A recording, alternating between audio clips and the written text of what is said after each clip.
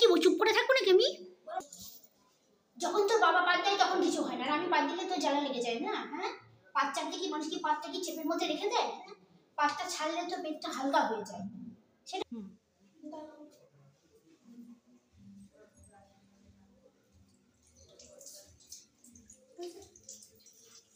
জল কত ঘাটবি তুই আর?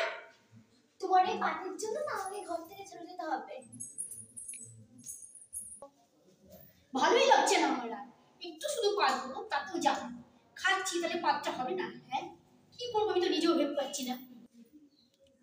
যা বলি, ঘর থেকে চলে যাবো, তোমার পাদের জন্য যাচ্ছিস না কেন? যাবো তো, দাঁড়া। আজকে তো বাবা আসুক না, দাঁড়া। তুই আমাকে শুধু বলছিস তো, তুই হাত ধুচ্ছিস, আমার পাদের গন্ধে আমার হাত ধুতে হবে তোকে? যতবার খাবো ততবার পাতবো, তারপরে দেখছি তুই কি করিস। কাল থেকে তো আমি রান্না বান্নায় বন্ধ করে দেবো, তারপরে দাঁড়া। যা যা, তুই কোথায় যাবি? চলে যা, কত দূর যাবি, যা। চলে যাচ্ছি। ভাবছিস কি আমি রান্না বান্নাই করবো না আজকে থেকে আর? তোদের অত্যাচারী যত খুশি তোরা করে নে।